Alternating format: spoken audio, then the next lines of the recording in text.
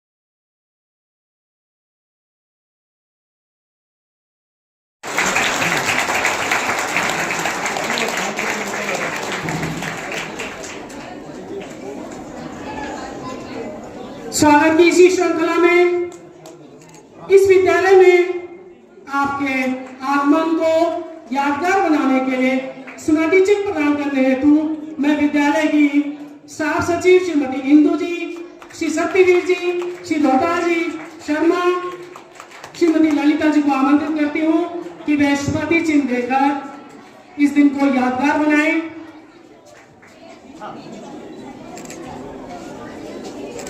समय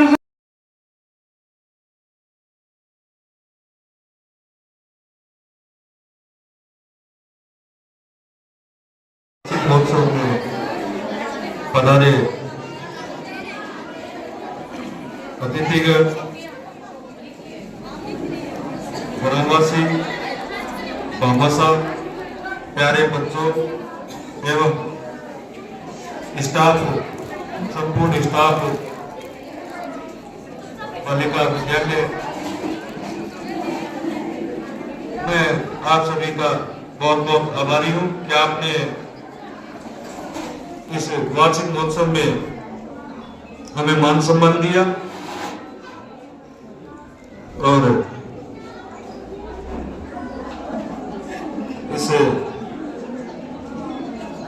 बालिका महाविद्यालय, बालिका विद्यालय के प्रधानाचार्य एवं समस्त स्टाफ को बहुत बहुत आभार व्यक्त करता हूँ कि ये जब भी कोई प्रोग्राम होता है तो हमें जरूर याद करते हैं मैं कहना चाहूंगा कि मैं सरपंच के पद पे नहीं होते हुए भी यहाँ एक अतिथि के रूप में आता था और उसी कड़ी में इन्होंने हमें बार बार यहाँ निमंत्रण दिया और हमने उसे स्वीकार किया। और मैं बच्चों आपको बता देना चाहूंगा कि जिस तरह जीवन में शरीर के लिए आजीविका के लिए कमाना खाना एक तरह का बहुत कुछ महत्व रखता है, उसी प्रकार जीवन में सफल होने के लिए कोई शॉर्टकट नहीं है, इसका एक ही माध्यम है शिक्षा। तो मैं आप सब बच्चों से और जो इनके अभिभावक आए हैं उनसे विनती करूंगा, अनुरोध करूंगा कि जो बच्चे यहाँ पे अध्ययनरत हैं उनको खूब पढ़ाएं, क्योंकि अगर समाज को, अपने परिवार को, अपने समाज को, अपनी कौम को अगर आप ऊपर उठता देखना चाहते हैं तो निश्चित ही एक ही मार्ग है, वो है शिक्षा। और आज के इस समय में बहुत सी परेशानियां भी है, क्योंकि अपन लोगों के बीच में ही अच्छे व्यक्ति और बुरे व्यक्ति भी रहते हैं। क्योंकि ये बालिका विद्यालय है तो मैं यहाँ के टीचर से विशेष विनती करूंगा, अनुरोध करूंगा कि वे बच्चों को बैड टच, गुड टच भी सिखाएं, जिससे कि बच्चों को पता लगे कि अपने साथ कोई दुर्व्यवहार तो नहीं हो रहा है। क्योंकि अनसमझ बच्चा होता है, उसको पता नहीं लगता कि ये बैड टच कर रहा है, गुड टच कर रहा है। क्योंकि समय को देखते हैं तो बड़ी पीड़ा होती है। स्वाभाविक रूप से मैं सामाजिक आदमी हूं और जिस तरह का समय आ रहा है, मेरे भी बच्ची है, जिस तरह से वो बड़ी हो रही है, मेरे मन में भी एक प्रश्न रहता है कि ये इस जमाने में कैसे सेफ रहेगी, कितना बुरा जमाना आ गया है। बच्चियां हो चाहे बच्चे हो, मेरी बात को अन्यथा ना ले, ये जो मोबाइल पे सोशल मीडिया पे आप लोग जुड़ते हैं, ये सोशल मीडिया पे बच्चों बड़े ध्यान से, क्योंकि एक आपका कोई कमेंट, एक आपकी कोई फोटो, एक आपका कोई वीडियो आपके माता पिता को नीचा देखने को मजबूर कर सकता है। तो विशेष कर ध्यान रखिए, मोबाइल का उपयोग वही बच्चे कीजिए जिनको इनका सही उपयोग पता है। तो क्योंकि बहुत से ऐसे बड़ा गांव है, बड़ा क्षेत्र है अपना, यहाँ पे ऐसी आती रहती है समस्याएं, आती रहती है, सुनते हैं। लेकिन आप सब आज एक बात भी विचार करोगे कि ऐसे कोई भी, चाहे सोशल मीडिया पे हो, चाहे मोबाइल पे हो, चाहे वो अपनी जिंदगी के ग्राउंड लेवल पे हो, ऐसे विचारों से, ऐसे लोगों से परहेज करना जिनसे अपना चरित्र गंदा हो, लोग अपने को गंदा बताएं, और अपने गुरुजनों का, अपने माता पिता का अच्छे विचारों का आदान प्रदान हो और उनके अच्छे आचरण को आप अपने जीवन में उतारें, जिससे आप अपने माता पिता का, अपने गुरुजनों का, अपने स्कूल को, और स्कूल का ही नहीं बल्कि अपने गांव का नाम रोशन करोगे। पता नहीं, काफी बार सोचता हूँ, बैठा तो दिमाग में आता है, अब ये मन से ये बातें बोलने के लिए सही है नहीं, ये पता नहीं है, लेकिन जिस तरह से सोशल मीडिया पर देखते हैं, क्योंकि दिन पर दिन सोशल मीडिया ऐसी होगी कि देखने लायक ही नहीं है, जिसपे सिर्फ एक ही दिखाया जाता है, हिंदू मुस्लिम ऐसा वैसा गलत आचरण करते हुए।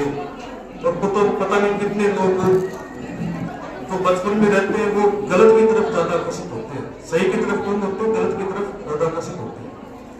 तो बच्चों, जरूरी नहीं कि आप जीवन में पढ़ लिख कर कलेक्टर बनो, इंजीनियर बनो, एसडीएम बनो, लेकिन आप अगर पढ़ लिख कर अच्छे किसी की बेटी बनो, अच्छी किसी के घर की बहू बनो, या आप अपने जीवन को साकार और उसको जैसे बोल सकते हैं कि सफल जीवन, तो सफल जीवन वो ही है कि अपने माता पिता को, अपने परिवार को आपकी वजह से नीचा नहीं देखना पड़े। तो मैं तो उसी को सफल जीवन मानता हूँ। जरूरी नहीं कि प्रत्येक बच्चा कलेक्टर बने, प्रत्येक बच्चा इंजीनियर बने, सबकी अपनी अपनी प्रतिभाएं हैं। तो मैं बच्चों आपसे सबसे ये प्रतिज्ञा चाहता हूं कि आज के बाद अपन कोई भी ऐसे गलत आचरण के व्यक्ति है, कोई बच्चा है, उनके पास नहीं खड़े होंगे, उनसे कोई गलत आदतें नहीं सीखेंगे। और मोबाइल तभी रखेंगे जब अपने मोबाइल रखने पर योग्य हो जाएंगे। तो मैं यहाँ के टीचर्स को, बच्चों को बहुत बहुत बधाई देता हूँ। और एक बात और बताना चाहता हूँ कि जो स्कूल के लिए किन्हीं बामाउसों ने जो जमीन डोनेट की थी, वो स्कूल प्रशासन मुकदमा जीत गया है, तो निश्चित रूप से उसका भी पट्टा पैसे मिलेंगे, क्योंकि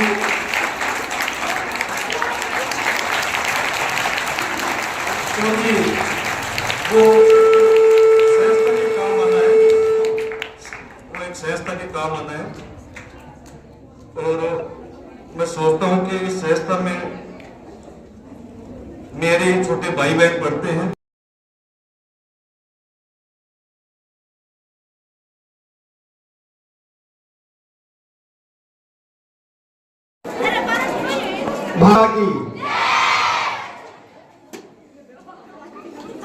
मां सरस्वती के इस प्रांगण में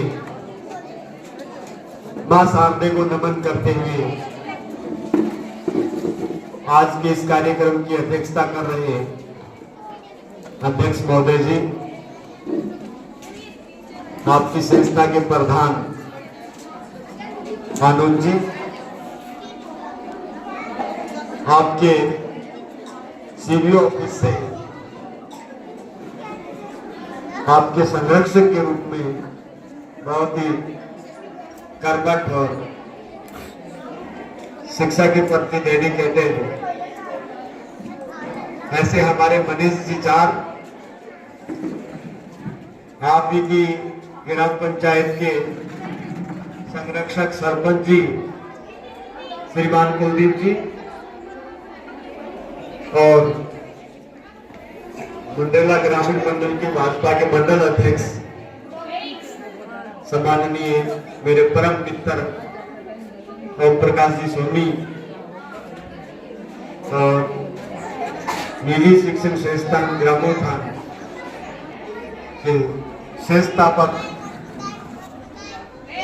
श्रीमान नरेंद्र जी पूनिया जी, और मंच पे बहुत सारी विभूति विराजमान है आपकी स्कूल के पीओ है ना, रुद्राज जी, मीरा साहब, वीरेंद्र जी, तो उस स्कूल में जिस प्रकार से लगे रहते हैं, मेरा मानना है कि मंडला के सभी स्कूलों को संभालने का दायित्व आपका होना चाहिए। बर्बादी बहुत अच्छी बात है। इसी के साथ गांव से पधारे मेरे पिता तुल्य बुजुर्ग, मातृशक्ति, शिक्षक शिक्षिकाएं, युवा साथी और प्यारे विद्यार्थियों, कितना नामांकन है गुरु जी?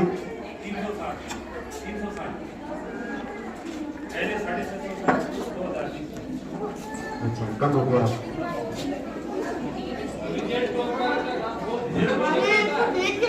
कंपटीशन बढ़ गया।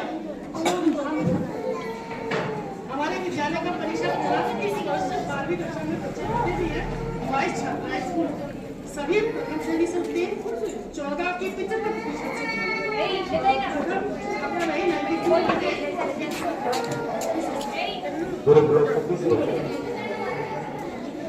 देखिए, आज का जो कार्यक्रम है,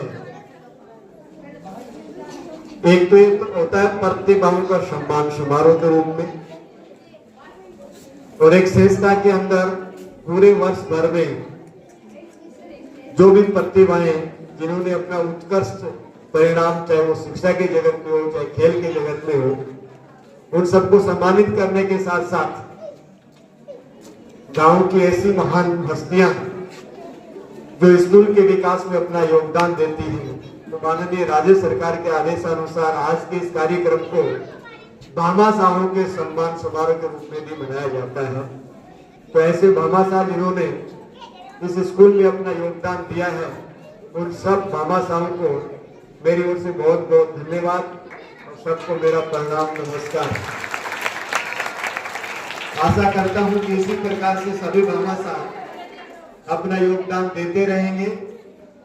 यहाँ से रिटायर्ड प्रिंसिपल महोदया, जिनके बारे में अभी बता रहे हैं कि स्कूल के लिए बहुत अच्छा इन्होंने पहले भी काम किया है और आज भी आपके सहयोग के लिए आपके साथ लगे हैं। एक कोई जमीन का मामला भी ये बता रहे हैं कि इनकी बदौलत भी वो जमीन बच पाई है, तो उनका हृदय की गहराइयों से स्वागत करना चाहूंगा, उनका अभिनंदन करता हूं। प्रिय विद्यार्थियों, आप कृपया शांति बनाए, आप इसे बात करने के लिए आए हैं, इनसे बात तो गांव में भी कर सका। देखिए, जिन छात्राओं ने अपने सक्षम स्तर पर, जिन्होंने, एक ऐसे विद्यार्थी भी हैं जिन्होंने तीसरा स्थान ब्लॉक स्तर पे प्राप्त किया है, खेल के जगत में भी आपने बहुत उत्कृष्ट परिणाम दिए होंगे, तो आप सबको उसके लिए तो बहुत बहुत बधाई और शुभकामनाएं। और ऐसी आशा करता हूं कि आगे भी आप इसी प्रकार से अपनी मेहनत लगन से लगे रहेंगे। आपके उज्जवल भविष्य की मैं कामनाएं करता हूं। और मैं बताना चाहूंगा कि आज की तारीख में जो माहौल शिक्षा का इन शिक्षकों द्वारा तैयार किया जा रहा है, हम भी कभी विद्यार्थी थे, उस जमाने में जो शिक्षक हमें पढ़ाते थे वो सब भी हमें याद है। और आज के शिक्षक जिस आधुनिक तरीके से पढ़ाते हैं और जिस मन से पढ़ाते हैं, वो बहुत ही सम्मान योग्य बात है। उन सब अध्यापकों का और अध्यापिकाओं का मैं धन्यवाद ज्ञापित करना चाहूंगा कि बदलते दौर में आप लोगों ने जो बदलती हुई शिक्षा इन बच्चों को देने का प्रयास किया है, उसके लिए आपको धन्यवाद देने के साथ साथ ही आगे की ओर मैं उम्मीद करूंगा कि इसी प्रकार से आप नवाचार के साथ इन बच्चों को और अधिक शिक्षा देने का काम करेंगे, ऐसी मेरी आपसे कामना है। साथ ही प्रिंसिपल साहब के साथ साथ जितने भी यहाँ पे शिक्षक शिक्षिकाएं विराजमान हैं, उनसे मैं एक निवेदन करना चाहूंगा और खास करके प्रिंसिपल साहब को यहाँ मंच पे बुला करके एक तरह से शपथ दिलाना चाहूंगा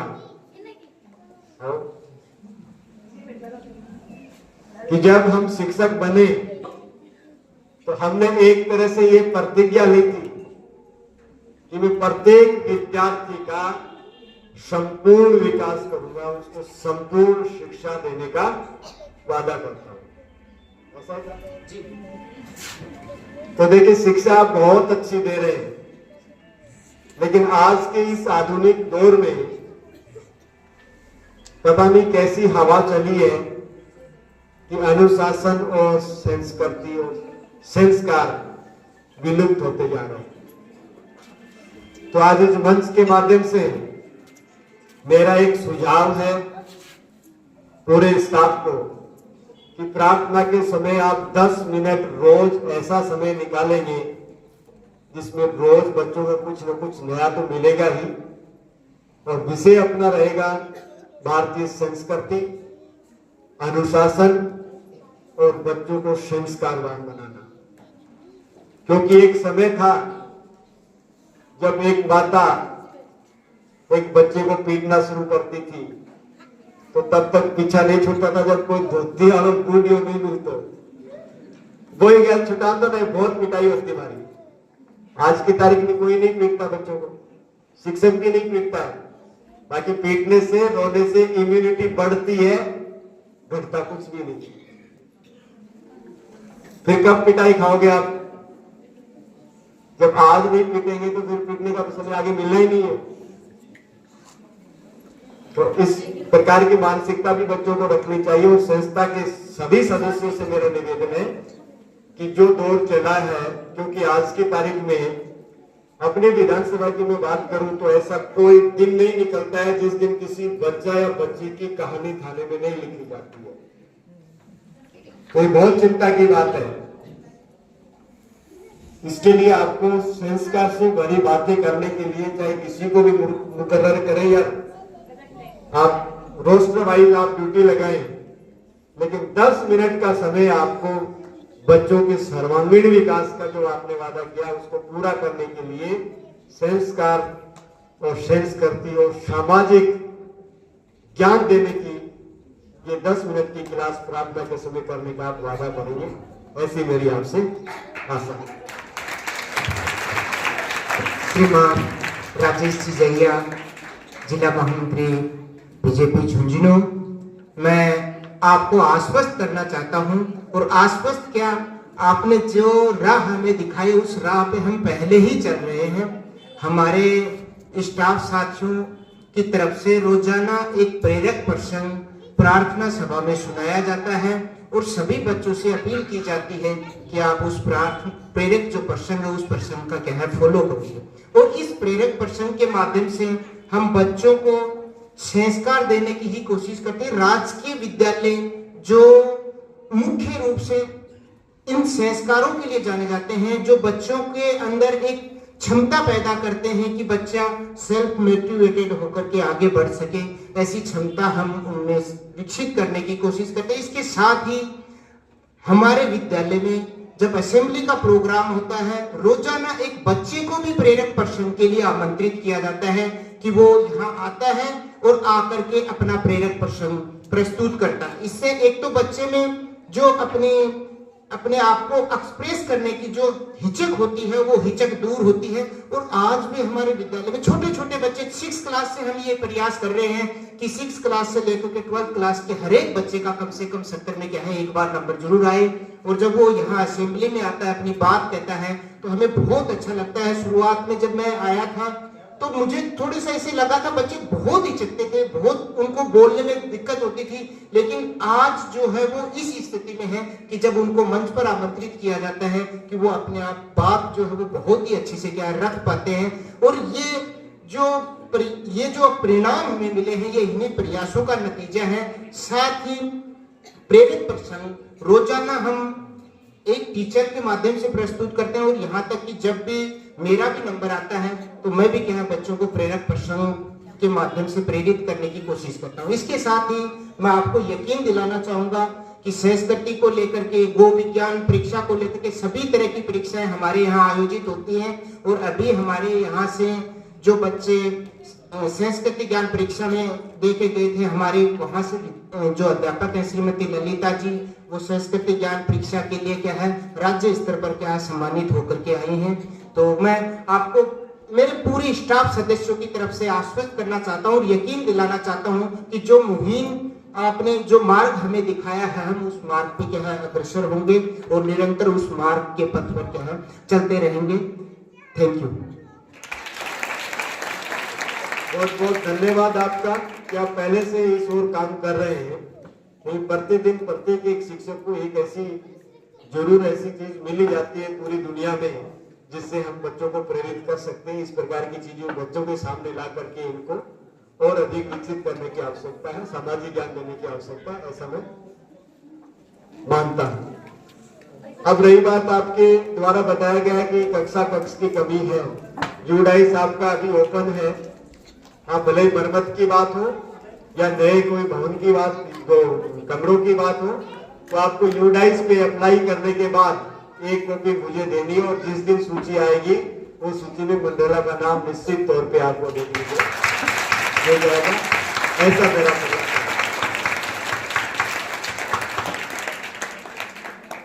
और जब कभी ऐसा आपको लगे कि यहाँ मेरे द्वारा किसी प्रकार का उपयोग हो सकता है तो आप जब कहें जहां कहें 24 घंटे आपके लिए मैं अवेलेबल हूं। आँख खुलने से लेकर के रात को सोने तक 24 घंटे लोगों की सेवा के अलावा कोई काम नहीं करता। भले यहाँ पे बैठे इनमें से किसी से भी पूछ सकते हो, 1 मिनट का समय भी मैं मेरे लिए नहीं रखता। 24 के 24 घंटे इस सेवा के लिए दे रखे हैं। जब चाहो जहां चाहो पुकार लेना, तैयार खड़ा भी हूं।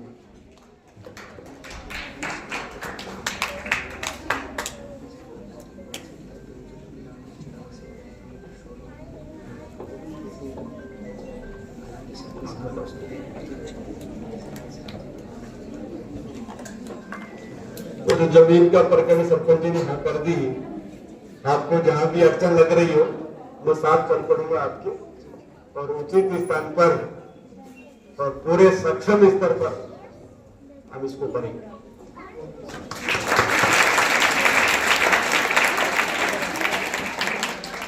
और गांव से पधारे सभी से मेरा इतना ही कहना है कि स्कूल का विकास, देखिए किसी भी गांव का भविष्य उसकी स्कूल से तैयार होता है।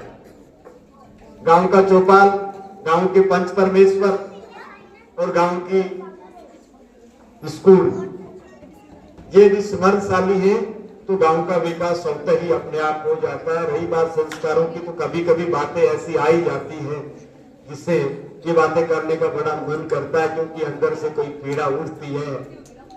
कभी कभी क्या होता है कि चौपाल पे बात चलती है कि हम कोई भी कार्यक्रम शुरू करते हैं तो सबसे पहले बोलते हैं भारत माता की, लेकिन कितनी विडंबना की बात है कि गांवों में चौपाल पे बैठे लोग बात बनाते हैं कि भारत माता की जय, तो भाजपा वाले बोलते हैं, जबकि ऐसा बिल्कुल भी नहीं है। बस मंच के माध्यम से आपको बताना चाहूंगा, 1873 में देश आजाद कब हुआ बच्चों? 1947। और मैं बात कर रहा हूं 1873 की। 1873 में किरण चंद्र बंदोपाध्याय नाम के एक व्यक्ति ने भारत माता नाम के एक नाटक की रचना की 1873 में। तब से लेकर के आज तक कंटिन्यू इस पूरी दुनिया में भारत माता की जय बोली जाती है। इस देश के सीमा पे तैनात प्रत्येक एक फौजी की शुरुआत भारत माता की जय से शुरू होती है और रात्रि को सोने तक प्रत्येक एक कार्यक्रम के प्रारंभ से लेकर के कार्यक्रम के समापन तक भारत माता की जय के साथ वो कार्यक्रम को आयोजित करते हैं। और यहां तक मैं बताऊंगा, इन शिक्षकों को ध्यान आकर्षित करते हुए कहना चाहूंगा कि अपने देश का परम सम्मानित राष्ट्रगान भी भारत माता की जय के बिना अधूरा माना जाता है। जब कभी राष्ट्रगान हो और राष्ट्रगान के बिना, यदि राष्ट्रगान के बाद यदि भारत माता की जय का उद्घोष नहीं हो, ये संवैधानिक बात है, तो राष्ट्रगान भी भारत माता की जय के बिना अधूरा समझा जाता है।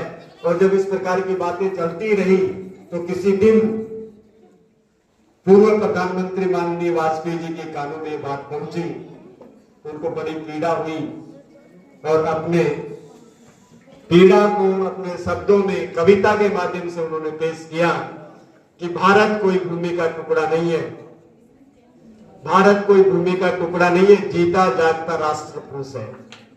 भारत कोई भूमि का टुकड़ा नहीं है, जीता जागता राष्ट्र पुरुष है।